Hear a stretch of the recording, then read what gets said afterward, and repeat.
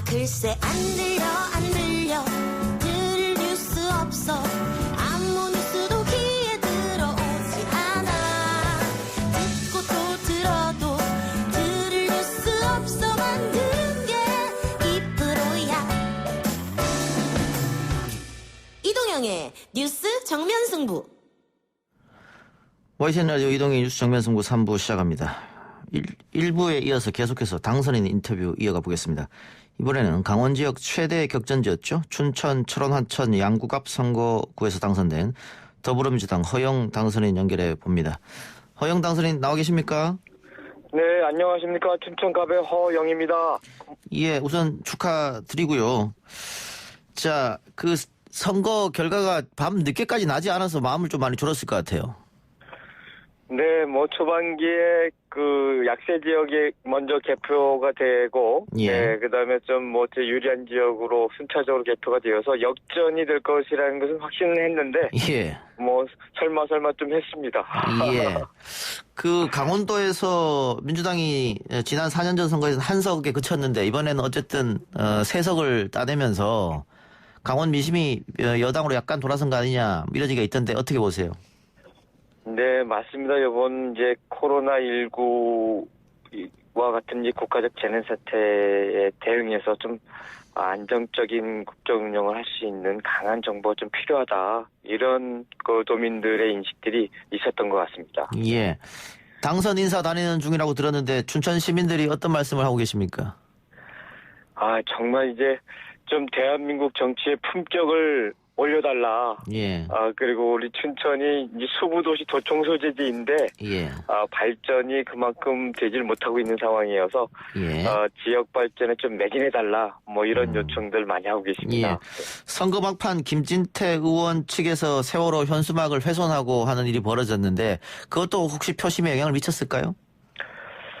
네, 뭐 막판 중도층에게는 굉장히 큰 영향력을 미쳤다고 생각을 하고 있습니다. 예. 아직까지 오늘이 이제 세월호 6주기인데 예. 아직까지 진실 규명과 또 그 아픔을 그대로 예. 간직하고 있기 때문에 예. 도저히 있어서는 안 될 일들이 좀 벌어졌던 것 같습니다. 예. 이 춘천에서 이 진보 세력이 당선된 경우는 88년 이후 처음이라고 하는데요. 예, 그만큼 이 보수 색채가 강한 지역인데.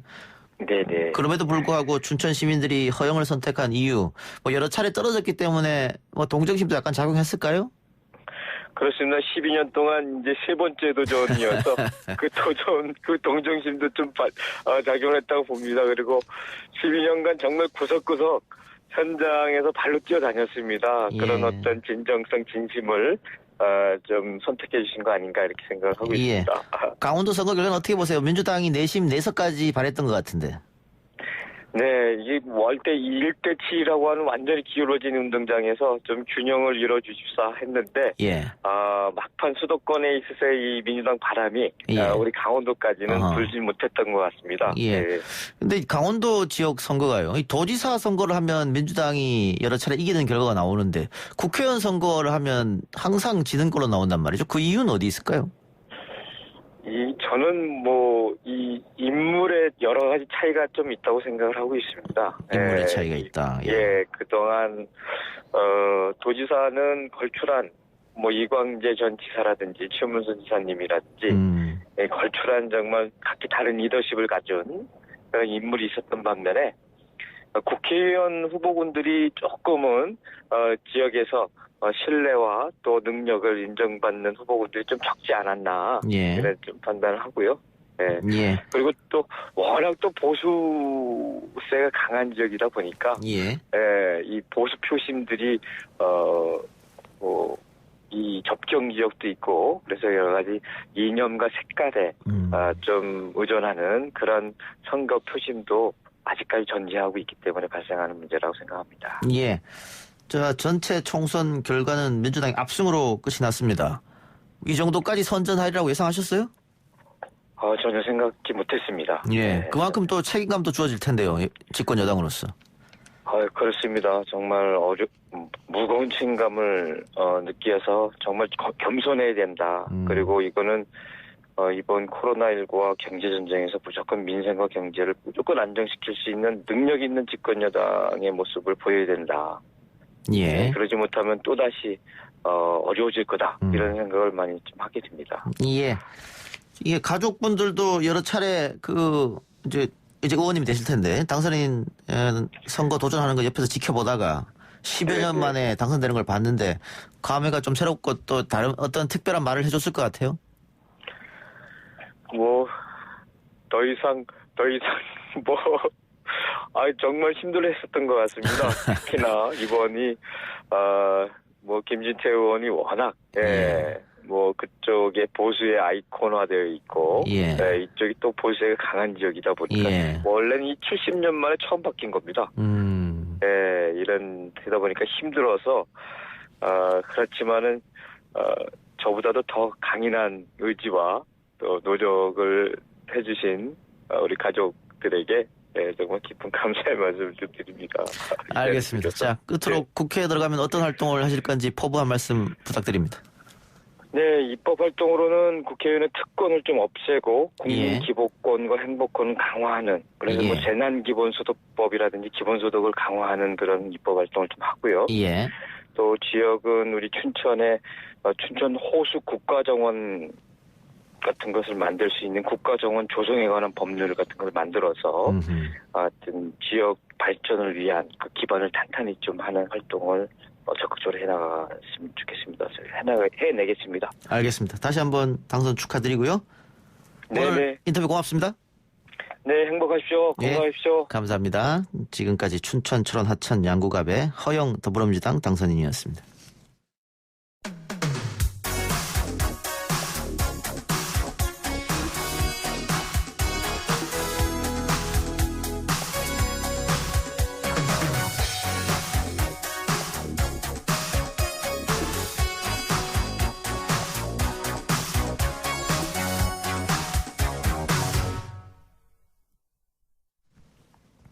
총선 바로 다음 날인 오늘은 세월호 참사 6주기를 맞는 날입니다. 6년이 지나도록 왜 침몰했는지 왜 구조를 못했는지 아직 어느 것 하나 속시원하게 밝혀진 게 없습니다. 아직도 현재 진행형인 세월호 참사 영화 유령선의 김지영 감독과 이야기 나눠보겠습니다. 어서 오십시오. 네, 안녕하세요. 자, 유령선이 언제 개봉한 겁니까? 네, 어제 개봉했습니다. 어제 개봉했습니까? 총선 때. 개봉했다는 것도 어떻게 극장에 올라간 겁니까? 아니면? 어제 극장에서 이제 상영을 시작했죠. 지금 코로나 전국 때문에 영화관 사람들이 자체를 안 간다고 하던데. 거의 안 가죠. 그러다 보니까 어제 같은 경우 저희 영화에 1,700명 정도 오신 걸로 알고 있어요. 미룰 수도 없고 사실 6주기가 있었으니까. 그렇죠. 그나마 그래도 지금 넓은 극장에 오셔서 또 거리 띄우기 위해서 앉으시니까 안전 문제 때문에 그러니까 많이 올 수도 없는 상태고 그래도 보신 분들이 이렇게 평을 올리는 거 보면 너무 좋고 그래서 그걸 위안을 받고 있죠. 자, 이 그날 바다의 스피노프 작품이라고 하는데 이게 어떤 뜻입니까?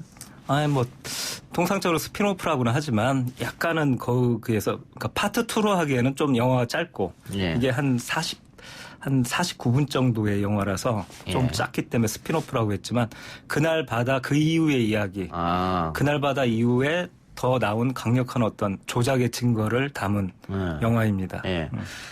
그러니까 스피노프라는 게 오리지널 작품을 새롭게 각색했다는 것인데 꼭 그런 건 아니고 뒤에 또 새로운 얘기가 있군요. 네네네. 이거 완전히 새로운 얘기입니다. 새로운 얘기다. 그렇기 때문에 유령선이라는 이름. 유령선 이름으로. 조금 내용을 설명해 줄 수 있습니까? 이 그날 바다가 잘 아시겠지만 그 박근혜 정부 때 세월호의 사고 원인에 관해서 그 단순한 해상에서 벌어진 교통사고 정도의 사건이다. 이렇게 하면서 이 내놓은 물증이 있어요. 그게 세월호에서 보냈다는 세월호의 내비게이션 데이터를 무선으로 송신했는데 그걸 정부에서 받아서 저장했던 데이터가 있다. 그게 이제 자동으로 발신된 데이터라고 해서 AIS 데이터라고 부르잖아요. 근데 그것이 결정적 근거로 단순 사고라고 판정을 했었거든요. 근데 이제 저희들이 조사를 하다가 이것은 전문가한테도 AIS 전문가 교수님한테도 보여드렸을 때 저희들이 그것이 조작이라고 판정했었어요. 그 당시 그걸 검증했던 AIS 관련 일을 하셨던 교수님마저도 이것은 세월호에 실린 그 장비가 고장이 나서 데이터를 송신하지 않으면 안 했지 이런 데이터 드러낼 수 없다. 이렇게 말씀하셨거든요. 예. 그 검증 내용을 담아서 그 나갔던 게 그날 바다였죠. 거기에 비하면 이번 유령선은 아예 조작의 데이터에 그러니까 증거를 그대로 보여줘요. 예, 예. 그리고 거기서 한 발 더 나아가 이번에 새롭게 발견된 것을 기초로 데이터가 중국에서 조작됐다는 정황이 나왔거든요. 예. 증거들이 나왔어요. 중국 좌표들도 나오고 그래서 데이터가 국내에서 조작한 게 아니라 세월호 사고 원인의 결정적 증거인 데이터들이 해외로 빼돌려서 중국으로 추정되는 곳에서 조작을 해서 다시 복사해서 정부 관심센터로 넣었다라는 증거 자료들이 나왔기 때문에 예. 그것을 담아서 이 유령선을 만들게 됐죠. 세월호 진실을 감추기 위한 조작이 데이터에 있었다. 네. 그래서 그걸 쫓는 과정을 영화로 담았다. 이렇게 생각하면 되겠네요. 그렇죠. 그러다 보니까 이제 그걸 쫓으면서 알게 되는 게 아마 극장에 와서 저희 영화를 보시면 그걸 느낄 거예요. 누가 왜 어디서 어떤 방식으로 데이터를 조작했나가 예. 다 드러나요. 다른 건 이제 구체적으로 다 설명해 드리는데 누가는 관객들이 판단하도록 했어요. 예. 그러니까 조작의 기획자가 누구인지는 저희 영화를 보시면 누구겠구나 어떤 조직이겠구나를 충분히 추론하실 수 있으리라고 생각됩니다. 예. 이 나레이션에 배우 박호산 씨가 참여했네요. 네. 그날 바다에서 이제 정우성 씨가 해줬었는데 정우성 씨 이번에는 박호산 배우가 추천을 받고서 또 어떤 분인가 제가 보니까 그날 바다를 되게 좋게 보셨던 분이에요. 예. 그래서 만나서 얘기해 보니까 내용을 이해를 진짜 하고 있어요. 예. 그러니까 예의상 본 게 아니라 정확히 내용을 이해하고 있어갖고 이분하고 하면 참 잘 되겠구나 해갖고 막상 같이 녹음을 이제 하게 되니까 이분이 내용을 이해하기 때문에 어떤 부분에서 되게 강조하고 제가 하고 싶었던 어떤 감정 이런 게 싹싹 들어가면서 크게 낼 때는 크게 내고 잔잔하게 전달할 때는 잔잔하게 내레이션을 전달하고 그래서 되게 저는 이번 내레이션도 굉장히 마음에 들고 있습니다.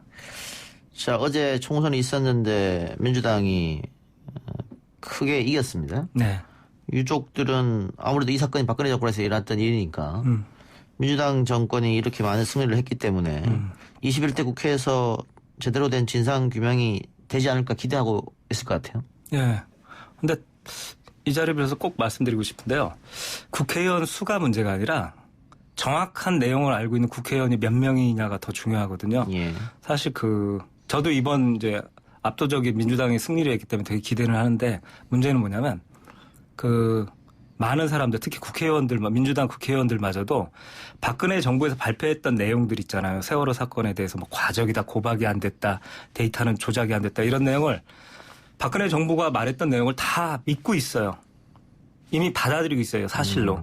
근데 그게 사실로 뒤에 가서는 다 거짓으로 드러난 것들이 많은데 그리고 아무런 검증도 없이 그렇게 일방적으로 조작이 안 됐다라고 얘기 나왔다라는 사실 같은 것들이 이제 밝혀졌는데도 불구하고 민주당 의원들의 대부분은 거의 다겠죠. 그냥 박근혜 정부에서 발표한 대로 데이터는 조작 아니고 단순 사고야라고 믿고 있기 때문에 가장 지금 새롭게 된 이 민주당 의원들에게 부탁드리고 싶은 거는 세월호에 대해서 진짜 관심이 있으시다면 세월호에 대해서 박근혜 정부에서 얘기한 것들을 머릿속에서 다 날려버리시고 다 잊으셔야 돼요.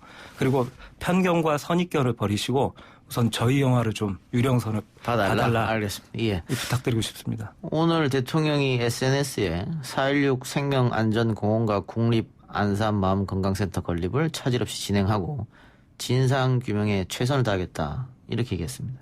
예. 그렇게 됐으면 좋겠습니다. 예. 그리고 하여튼 이번에 새롭게 된 민주당 의원들이나 그런 분들한테 제가 기대가 많아요. 특히 김용민 의원님, 이제 의원님이 되시죠. 그분 같은 경우는 저희 영화의 법적 문제를 또 검증도 해주셨거든요. 그래서 영화를 보고 굉장히 충격을 받으셨고 그런 분이 드디어 국회로 가게 돼서 큰 기대를 하고 있습니다. 알겠습니다. 자, 차명진 전 의원이 세월호 우상화와 싸우겠다 이런 얘기를 했고 지난번에 저희가 세월호 이야기를 했더니 문자로 세월호 그만해라 지겹다 이런 문자가 오기도 했었습니다. 네. 그런 반응에 대해서는 어떻게 생각하십니까? 저는 진짜 몰라서 그랬을 가능성도 있고 저는 또 하나 의심하는 게 뭐냐면 특히 이런 데이터 조작 같은 것에 대해서 은폐를 하기 위해서 저렇게 조직적으로 움직이는 것이 아닌가라는 의심을 갖고 있어요. 그렇지 않으면 저렇게 끈질기게 질기게 진상규명을 방해하고 일반 국민들이 어떤 사실을 모르도록 저렇게 필사적으로 노력한다는 게 이해가 안 갑니다. 예, 검찰 수사는 어떻게 기대하십니까? 이미 유가족들한테 얘기를 들었는데 거의 기대를 안 해요. 왜냐하면 유가족을 통해서 그 검찰이 유족들에게 어떤 얘기를 했는지 들었어요. 예. 이번에 특수단 예. 있죠? 유가족을 말해서 그렇게 얘기했다고 하는데 하여튼 조만간 아마 수사를 마무리 지을 어떤 의사를 보이면서 예. 그 AIS 조작 수사에 대해서 우리가 수사할 그게 아닌 것 같다라는 말을 유가족들한테 했대요. 예. 그래서 그러니까 말하자면 구조 문제 그리고 유가족을 사찰한 문제만 자기네들이 수사할 일이다라는 식으로 얘기했다고 그래갖고 유가족들이 다시 이것만은 꼭 해달라는 진상조사 과제 1번으로 AIS 조작에 관해서 다시 리스트를 작성해갖고 검찰한테 넘겼습니다. 예. 그러나 제 생각에는 지금 현재의 검찰은 제대로 수사를 안 할 것 같다라는 생각을 갖고 있습니다. 예. 자, 오늘 세월호 참사 특조위 활동을 방해한 의혹을 받고 있는 조대한 전 세월호 특조위 부위원장이 검찰에 출석했습니다. 네. 그러면서 세월호 참사 관련 의혹은 모두 지어낸 이야기다 이렇게 얘기했는데. 그분이 아마 자한당이 추천한 사람이죠. 예. 자, 지어낸 얘기다라고. 미래통합당. 예. 예. 이제 바뀌었습니다. 예. 예, 맞죠. 근데 그분이 이것 좀 아셨으면 좋겠는데, 예. 우리나라의 그래도 거의 AIS의 최고 기관이라고 하는 GMT가 그 특조위, 본인이 맡았던 특조위 청문회에서 그 전문가가 나와서 그렇게 얘기했잖아요. 박근혜 정부 때 발표한 그 데이터는 AIS 규격상 설명할 수 없는 데이터다. 라고 청문회에서까지 얘기를 했는데 본인은 그 특조위에서 나왔던 결과를 뒤집는 얘기를 하고 앉았는 거잖아요. 예. 그거 이해가 안 가고요. 그리고 데이터 조작에 대해서는 지금 선체조사위 같은 경우도 예. 사실은 이 자리에서 제가 법적 책임을 지고 말씀드리는데 선체조사위원회 그 세월호가 인양되고 선체조사위원회가 출범했잖아요. 예. 거기서도 AIS에 대해서 이 특조위에서 발표했던 그 문제를 약간 뒤집었거든요. AIS 정상으로 보인다고. 근데 그 사람들이 그렇게 얘기하면서 잘못된 보고서를 썼기 때문에 제가 지금 사참이죠. 제2특조위에 그 국장님께도 그 말씀 드렸는데 선조위에 대해서도 조사를 좀 얘기해놨어요. 공식적으로 요청해놨어요. 증거 자료도 주고 선조위가 허위 보고서를 썼다는 보고서 내에서 거짓 보고가 나와요. 그것도 다 보여드렸고. 예. 어제 개봉을 했으니까 상당 기간 좀 개봉안에 걸려 있을 텐데 그 유령선을 왜 봐야 하는지 한 말씀 해주시죠. 지금 말씀 조금 들어서도 아시겠지만 이렇게 말씀드리겠습니다. AIS 조작, 그러니까 세월호 사고 원인의 가장 결정적 증거라는 그 세월호의 항적 데이터가 지금까지 제대로 검증된 적이 한 번도 없습니다. 그 기계에 대해서 거의 알지도 못하는 그런 사람들이 검증했고 여러분이 아시는 것은 다 잊어버리시고 이제 진짜 제대로 된 AIS 전문가가 이 조작에 대해서 이 검증을 해야 됩니다. 그렇기 때문에 이 조작에 관해서 저희 영화를 많이 봐주시는 게 AIS 조작 수사를 방해하는 사람들의 입지를 점점 축소시킬 수 있는 유일한 길이다. 이렇게 생각하기 때문에 저희 영화를 좀 많이 봐주셨으면 좋겠습니다. 영화를 보고 나온 관객들의 반응은 어떻습니까? 데이터 조작에 대부분 충격을 받으시고요. 유족도 그랬고. 그러니까 가장 궁금해하시는 게 결국 그거죠. 누가 이 데이터를 조작하라고 지시했지? 이거죠. 거기에 대한 궁금증 그리고 추정되는 것도 있다. 여기에 대한 이제 토론들이 진행되고 사람들이 야 이건 진짜 데이터 조작에 대해서는 진짜 진상규명이 돼야겠다라는 공감대가 좀 이루어지고 있는 것 같아서 너무 좋습니다. 예. 어쨌든 그런 질문에 대한 정답은 관객이 하게끔 하셨다고 했으니까 일단 영화를 봐야겠죠. 예, 좀 봐주십시오. 이 작가님도. 예. 오늘 인터뷰는 여기서 마무리하죠. 예, 지금까지 영화 유령선의 김지영 감독이었습니다. 고맙습니다. 네, 감사합니다. 3부 수도 마치고요. 4부 민심은 숫자다 코너로 돌아오겠습니다.